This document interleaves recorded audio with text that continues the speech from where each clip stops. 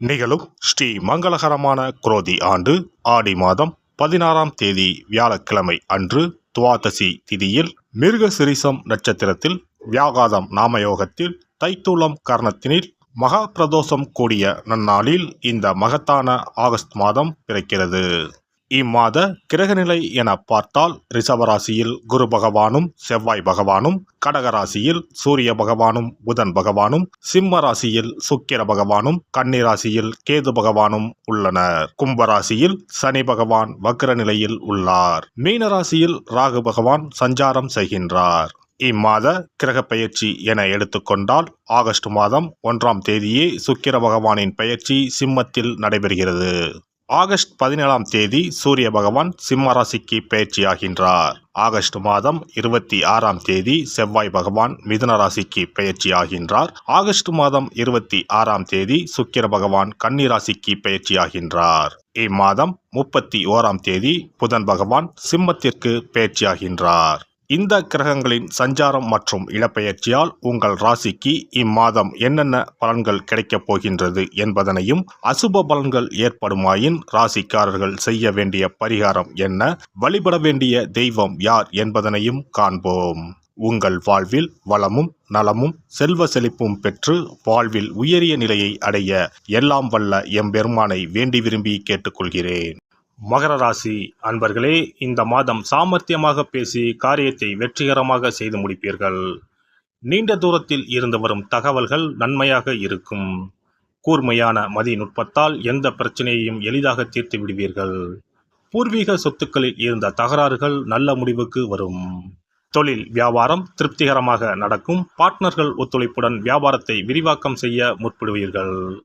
ஏற்றுமதி சம்பந்தமான துறையினருக்கு நல்ல லாபம் கிடைக்கும். உத்தியோகத்தில் இருப்பவர்களுக்கு வீண் அலைச்சல் ஏற்பட்டாலும் எடுத்த வேலையை எப்பாடுபட்டாவது செய்து விடுவீர்கள். புதிய வேலைக்கு முயற்சிப்பவர்களுக்கு சாதகமான பலன் தரும். குடும்பத்தில் கணவன் மனைவிக்கு இடையே இருந்த மனஸ்தாபங்கள் நீங்கி ஒற்றுமை உண்டாகும். பிள்ளைகள் நீங்கள் சொல்வதை கேட்டு நடப்பது மன திருப்தியை தரும். உறவினர் நண்பர்களிடம் நற்பெயர் எடுப்பீர்கள். பெண்களை பொறுத்தவரை இம்மாதம் உங்களது ஆலோசனையை கேட்டு குடும்பத்தில் இருப்பவர்கள் செயல்படுவார்கள். ஆன்மீகத்தில் நாட்டம் உண்டாகும். வீண் அலைச்சல் ஏற்படலாம். மாணவர்களை பொறுத்தவரை தொழில்நுட்ப கல்வியில் ஆர்வம் உண்டாகும். புதிய வகுப்புகளில் சேர முயற்சிகள் மேற்கொள்வீர்கள். அரசியல் துறையினர் எடுக்கக்கூடிய ஒப்பந்தங்களை நன்றாக ஆராய்ந்து முடிவுக்கு வர வேண்டும். வெளிநாட்டு ஒப்பந்தங்களை பெறுவீர்கள். லாபம் பெருகும். மேலிடத்தின் கனிவான பார்வை கிடைக்கப் பெறுவீர்கள். கலைத்துறையினரை பொறுத்தவரை நிதானத்தை கடைபிடிக்க வேண்டும். தேவைகளை பூர்த்தி செய்யும் வகையில் வருவாய் வரும். சோதனைகள் வெற்றியாக மாறும். உங்கள் செயல்பாடுகள் மற்றவர்களை கவரும். உல்லாச பயணங்களில் நாட்டம் செல்லும். நட்சத்திர பலன்கள் உத்திராடம் நட்சத்திரம். இந்த மாதம் பொறுமையுடன் செயல்பட வேண்டிய மாதம். வியாபாரிகள் மறைமுக போட்டிகளால் நெருக்கடிகளை சந்திக்கலாம். கவனமாக செயல்பட்டால் லாபம் இரட்டிப்பாகும். இதுவரை குடும்பத்தை விட்டு பிரிந்திருந்த பிள்ளைகள் வந்து சேர்வார்கள். அயல்நாட்டில் இருந்து நல்ல செய்திகள் வந்து சேரும். தந்தை மகன் உறவு சுமூகமாகும். திருவோணம் நட்சத்திரம். இந்த மாதம் ஊழியர்கள் நினைத்த இடத்திற்கு மாறுதல் பெறுவார்கள். தங்க நகை வியாபாரிகள் நல்ல லாபத்தை பெறுவார்கள். அதே நேரம் பணியாளர்களிடம் கவனமாக இருக்க வேண்டும். வியாபாரிகள் நல்ல நிலையை அடைவார்கள். வேலை தேடும் இளைஞர்களுக்கு எதிர்பார்த்தபடி வேலைவாய்ப்புகள் வந்து சேரும். அவிட்டம் நட்சத்திரம். இந்த மாதம் திருமணத்திற்கு வரன் தேடுவோர் வரக்கூடிய வரன்களை நன்றாக ஆராய்ந்து முடிவுக்கு வர வேண்டும். தொழில் அதிபர்கள் வெளிநாட்டு ஒப்பந்தங்களை பெறுவார்கள். லாபம் பெருகும். வியாபாரிகள் போட்டியின்றி வியாபாரம் செய்து லாபத்தை பெறுவார்கள். ஆஞ்சநேயரை வியாழக்கிழமையில் வெண்ணெய் சாற்றி வழிபட நன்மைகள் சேரும். வாக்குவாதங்கள் நீங்கும். சிறப்பு தொகுப்பு. கண் திருஷ்டிகள் அகன்று தடைப்பட்டு கொண்டிருக்கும் காரியங்கள் நிறைவேற செய்ய வேண்டிய பரிகாரம் என்ன என்பதனை பற்றி காண்போம். வாழ்க்கையில் நல்ல நிலையில் இருந்தவர்கள் கூட திடீரென்று பொருளாதாரம் இழந்து மன கஷ்டங்களுடன் வாழும் நிலை ஏற்படும். இந்த நிலை எதனால் ஏற்பட்டது என்று ஆராய்ந்து பார்த்தால் பெரும்பாலும் அவர்களின் மீதான கண் திருஷ்டிதான் காரணமாக இருக்கும்.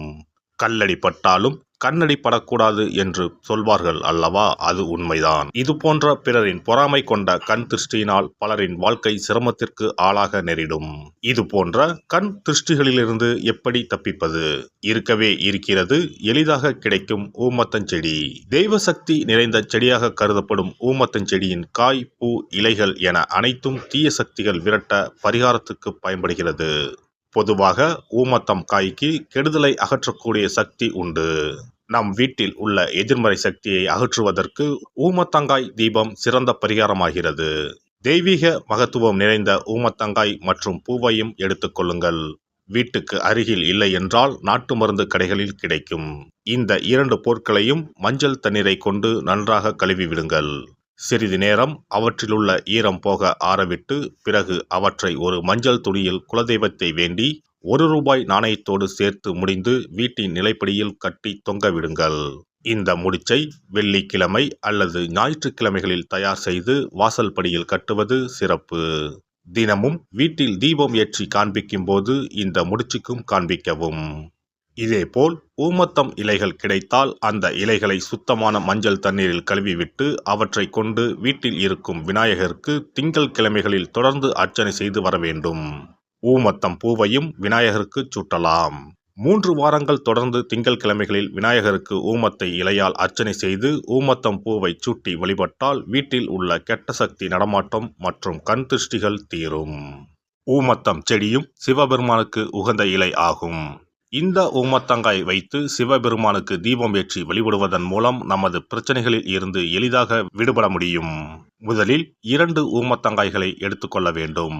அவற்றின் மீது முட்கள் இருப்பதால் மிகவும் கவனமாக கையாள வேண்டும். ஊமத்தங்காயின் காம்பு பகுதிகளை வெட்டி கொண்டு கத்தியை பயன்படுத்தி ஊமத்தங்காயின் உள்ளே இருக்கும் விதை பகுதியை முழுவதுமாக நீக்கிவிட வேண்டும். பின்னர் 2 அகல் விளக்குகள் மற்றும் விளக்கு வைப்பதற்கான 2 தட்டுகளை எடுத்து சுத்தம் செய்து அவற்றிற்கு மஞ்சள் குங்குமம் போட்டு வைத்துக் கொள்ள வேண்டும்.